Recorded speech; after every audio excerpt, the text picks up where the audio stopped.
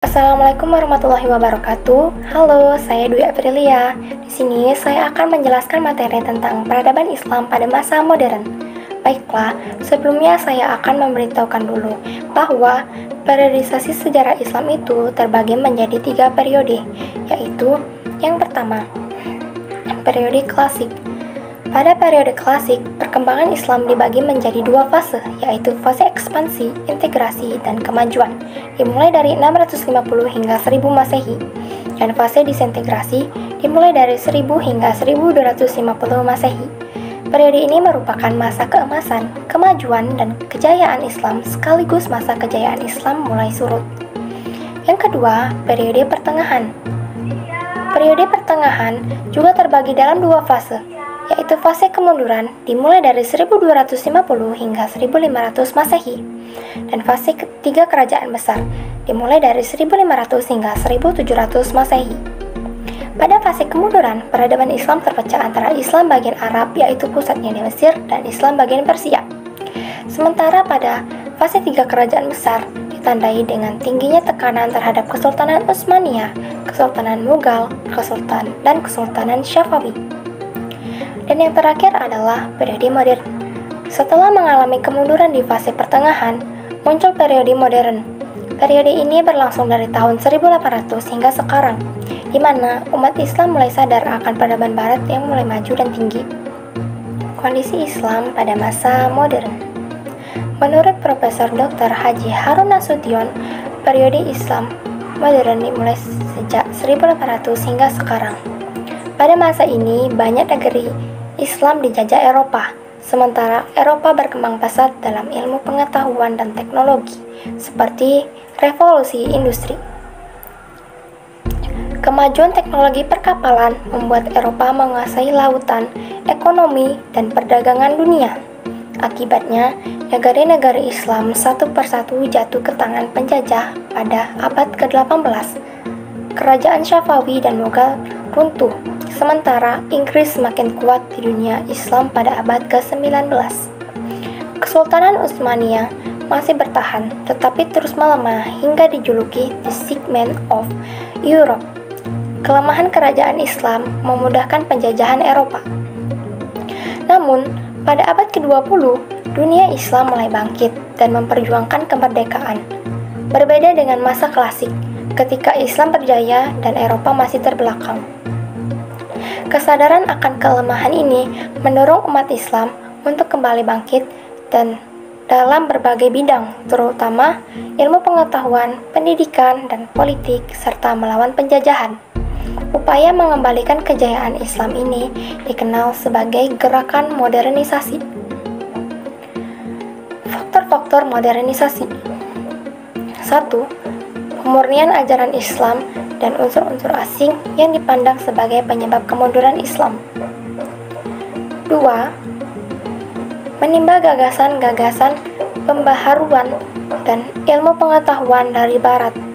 Hal ini dengan pengiriman para pelajar Muslim oleh penguasa Turki, Mesir, dan India ke negara-negara Eropa untuk menimba ilmu pengetahuan, dilanjutkan dengan gerakan penerjemah karya-karya Barat ke dalam bahasa Arab.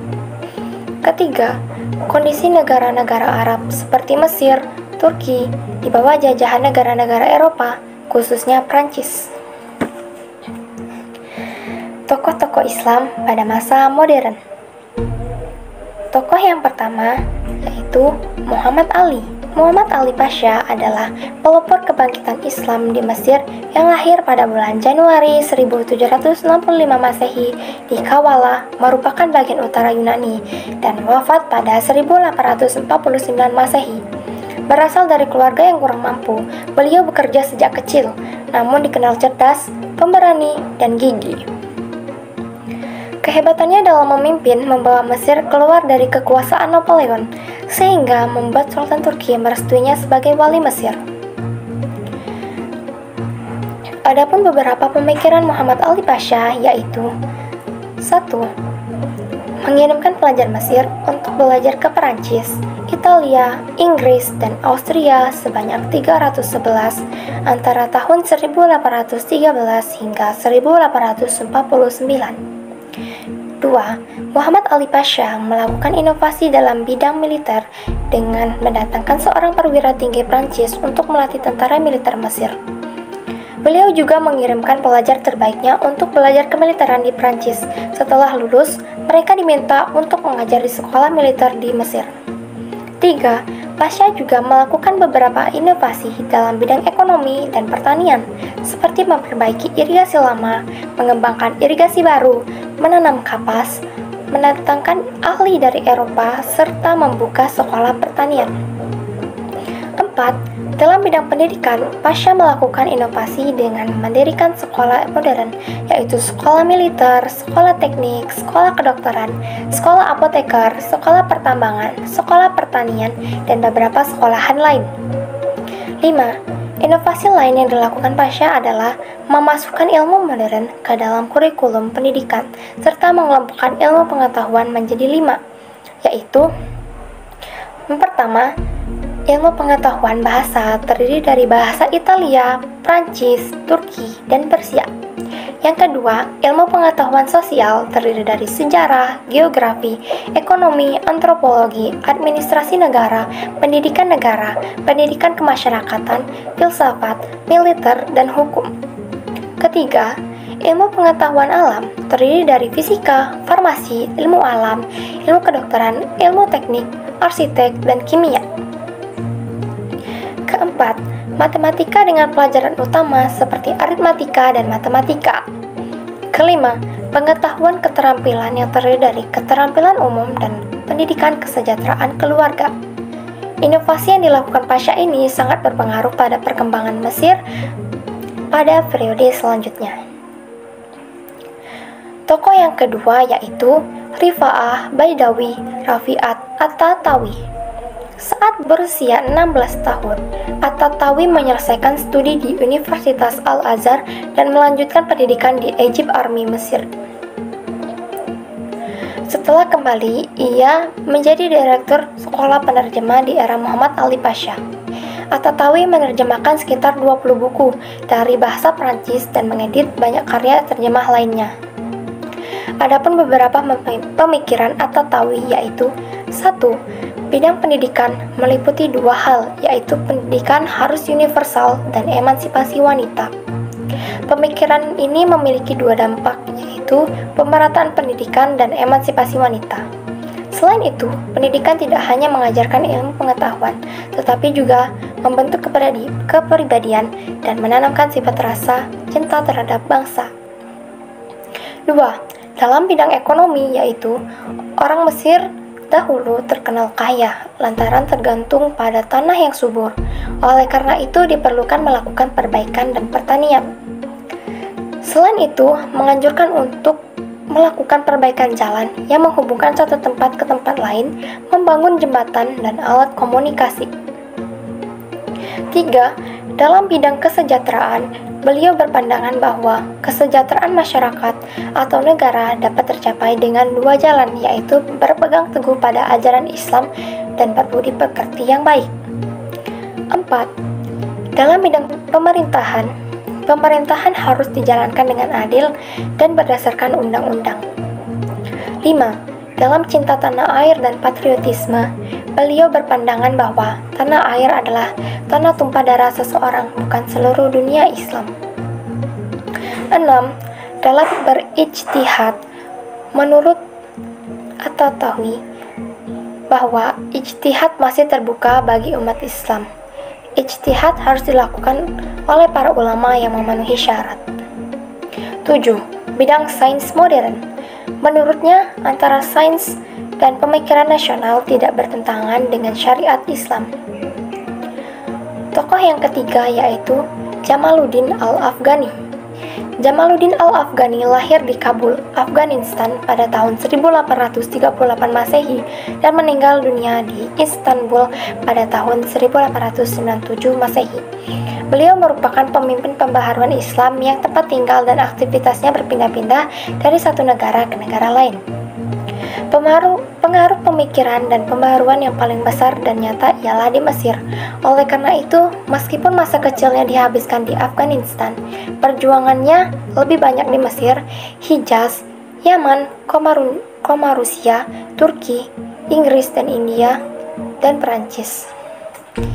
Jamaluddin merupakan seorang yang cerdas. Pada usia muda, yakni 18 tahun, ia sudah menguasai berbagai disiplin keilmuan. Dalam karirnya, Jamaluddin pernah menjabat sebagai Perdana Menteri di Afghanistan. Tetapi saat itu Inggris mencampuri masalah politik dalam negeri. Jamaluddin meninggalkan Kabul dan pergi ke India. Di India ternyata juga sudah diintervensi Inggris sehingga ia berpindah ke Mesir pada tahun 1871 Masehi. Adapun beberapa pemikiran Jamaluddin yaitu 1. Penyebab kemunduran Islam disebabkan beberapa hal yaitu akhlak yang buruk dan acuh tak acuh terhadap ilmu pengetahuan, kelemahan umat Islam dalam segala sektor dan kurangnya usaha dalam mencerdaskan umat baik dalam menekuni dasar-dasar ilmu, agama maupun upaya transformasi ilmu pengetahuan. Penyebab yang lainnya adalah adanya interpretasi tentang makna qada dan qadar yang salah. Kesalahan ini menyebabkan umat Islam tidak mau berusaha untuk memperbaiki nasib dan lemahnya ukhuwah Islam. 2. Menggagas ide pan-islamisme, yaitu paham yang bertujuan mempersatukan seluruh umat Islam di dunia. Hal yang melatar belakangi pemikiran tersebut adalah dominasi kolonial barat di dunia Islam pada masa itu. 3. Derajat antara laki-laki dan perempuan adalah sama. Keduanya memiliki akal untuk berpikir. Ide pembaharuannya tentang kesetaraan gender ini pun berdampak pada emansipasi wanita. 4. Berusaha mengubah sistem pemerintahan autokrasi menjadi demokrasi.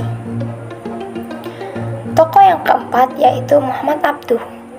Muhammad Abduh dilahirkan di Mahalat Nasr, Shubrakit, Al-Bahira, Mesir, tahun 1849 Masehi dan wafat pada tanggal 11 Juli 1905. Beliau masih keturunan Umar bin Khattab dari garis ibunya. Abduh belajar agama ke Syekh Ahmad pada tahun 1862, kemudian melanjutkan ke Universitas Al-Azhar Kairo pada tahun 1866. Setelah menyelesaikan studinya, ia mengajar di Al-Azhar. Puncak karirnya, Abduh menjadi mufti pertama di Mesir pada tanggal 3 Juni 1899. Adapun beberapa pemikiran Muhammad Abduh yaitu 1. Dalam bidang pendidikan yaitu menawarkan agar dilakukan lintas disiplin ilmu, yakni antara kurikulum madrasah dan sekolah.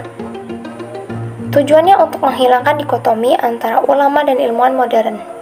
Kemudian, Abduh melakukan pengembangan kurikulum sekolah dasar, menengah, kejuruan, dan universitas di Al-Azhar. 2. Pintu ijtihad masih terbuka lebar bagi umat Islam. Ijtihad merupakan dasar penting dalam menafsirkan kembali ajaran Islam. 3. Islam adalah ajaran rasional yang sejalan dengan akal. Dengan akal, maka ilmu pengetahuan menjadi maju. 4. Kekuasaan negara harus dibatasi oleh konstitusi yang dibuat oleh negara yang bersangkutan. Tokoh yang kelima yaitu Rashid Ridho.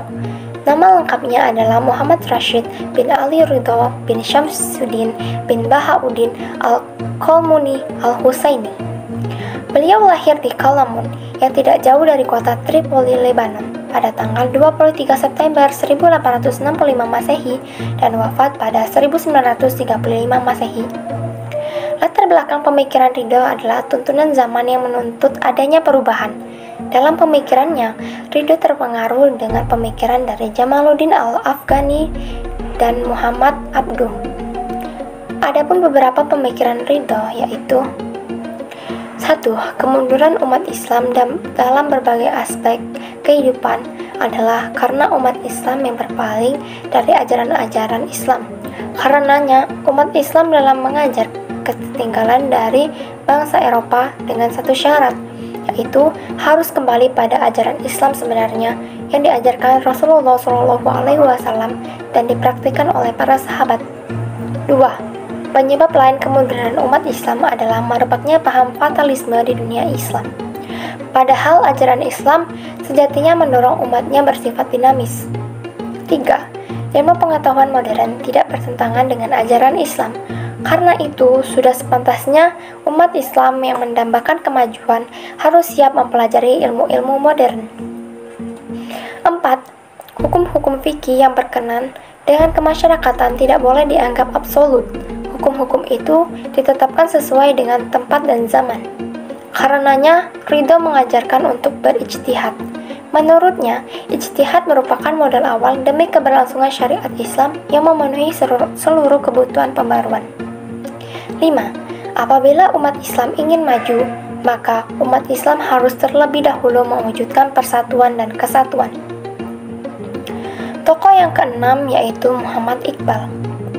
Muhammad Iqbal lahir di kota Sialkot di Punjab pada tanggal 9 November 1877 Masehi dan wafat pada 1938 Masehi.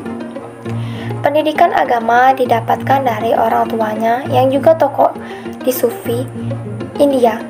Pendidikan formalnya ditempuh di Scottish Mission School di Sialkot, kemudian dilanjutkan di Government College di Lahore.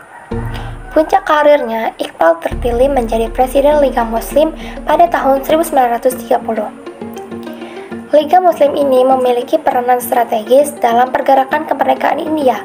Selain itu, ia menjadi kunci utama dalam pendiri negara Pakistan sebagai sebuah negara yang terpisah dari negara India.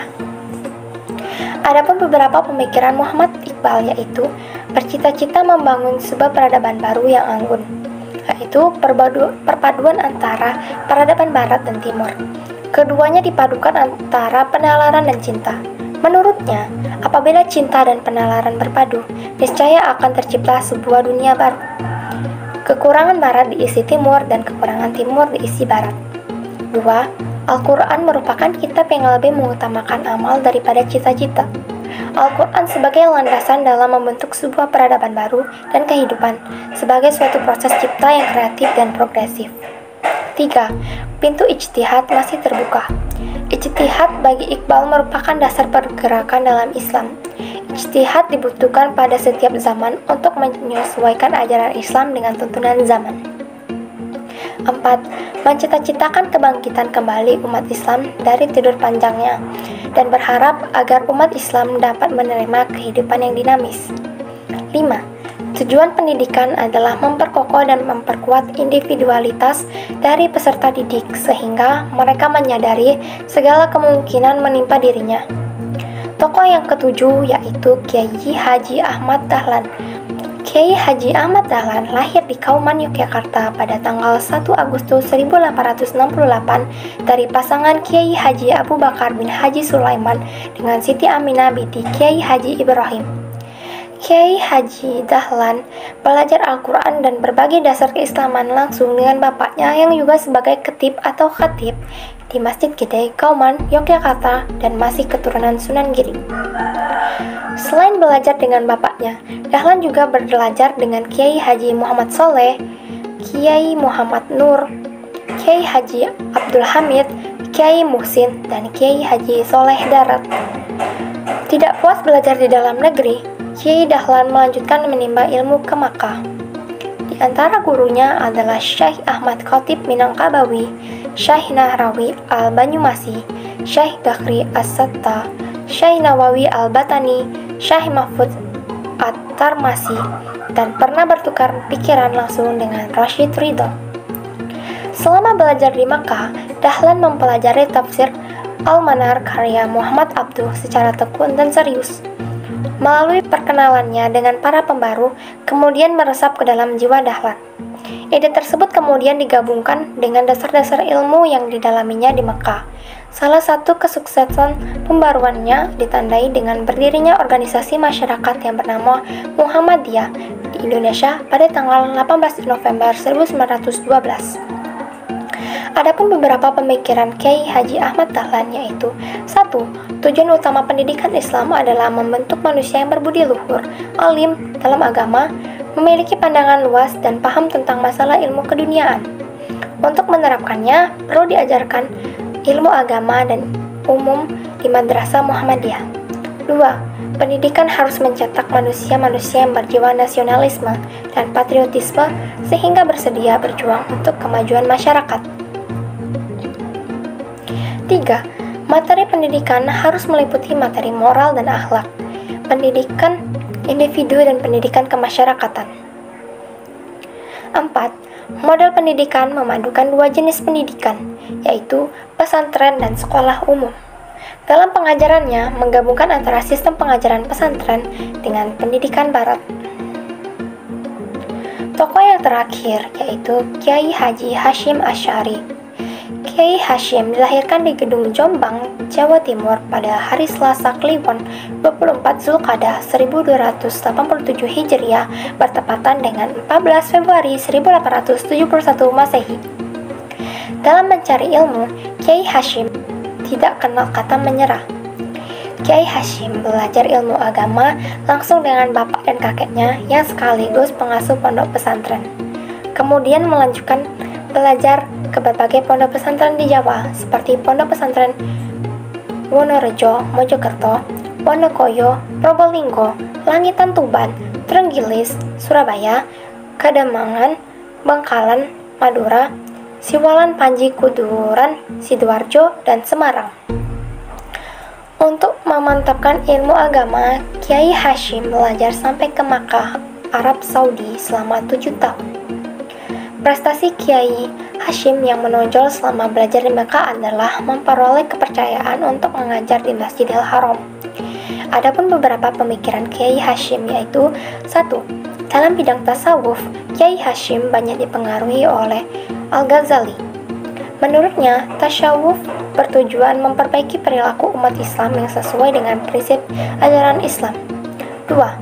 Dalam melawan penjajahan Belanda, Kiai Hasyim menginisiasi resolusi jihad yang dicetuskan pada tanggal 22 Oktober 1945 yang sekarang diperingati menjadi Hari Santri Nasional. 3. Dalam bidang politik, Kiai Hasyim mengajak kepada umat Islam untuk membangun dan menjaga persatuan.